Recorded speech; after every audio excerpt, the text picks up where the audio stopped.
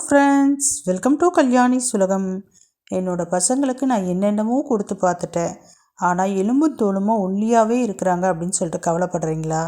கவலையை விடுங்க, உங்களுக்கான வீடியோ தான் இது. நம்ம சேனலுக்கு ஃபஸ்ட் டைமாக வந்திருக்கீங்கன்னா சேனலை சப்ஸ்கிரைப் பண்ணிக்கிங்க.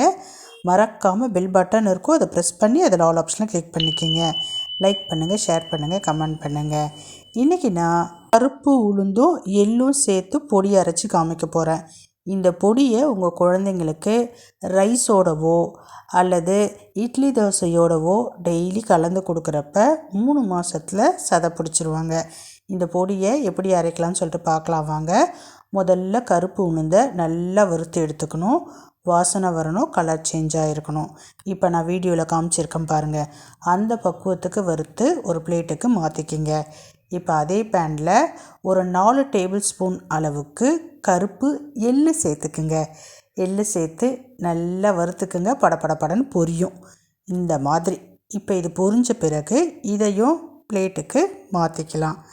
இப்போ மறுபடியும் அதே பேனில் கொஞ்சமாக கறிவேப்பிலை, கொஞ்சமாக கெட்டி பெருங்காயம் சின்ன சின்ன பீஸாக உருட்டிட்டு அது கூட சேர்த்துக்குங்க. மொத்தமாக சேர்க்குறப்ப அது பொரியாது, அதனால் சின்ன சின்ன பீஸாக உருட்டிட்டு சேர்த்துக்குங்க. கூடவே காரத்துக்கு வரமிளகாய், ஒரு 20 பல்லு பூண்டு, 1 ஸ்பூன் அளவுக்கு சீரகம், 1 ஸ்பூன் அளவுக்கு மிளகு, இதை எல்லாத்தையும் சேர்த்து நல்லா வறுத்துக்கலாம். இதெல்லாம் கலர் சேஞ்ச் ஆகி நல்ல வாசனை வரும். அந்த பக்குவத்துக்கு வரப்ப இது கூட ஃபைனலாக பாதி கப்புக்கு கொஞ்சம் கூடுதலாக பொட்டுக்கடலை சேர்க்க போகிறேன். இப்போ நான் எடுத்திருக்க பொட்டுக்கடலை முழு கடலை. அந்த கடலையை இது கூட சேர்த்து லைட்டாக வறுத்தா போதும். பொட்டுக்கடலையை சேர்த்த பிறகு நிறைய நேரம் வறுக்கணும் அப்படின்ற அவசியம் கிடையாது. லைட்டாக சூடு ஏறினா போதும். இப்போ இதை எல்லாத்தையும் ஒன்றா சேர்த்து வறுத்துட்டு பிளேட்டுக்கு மாற்றி கொட்டி ஆற விட்டுடணும். எல்லாமே ரெடி ஆயாச்சு. இப்போ நான் வேறு ஒரு பிளேட்டுக்கு மாற்றிக்கிறேன். இதை எல்லாத்தையும் ஆற விட்டுடலாம்.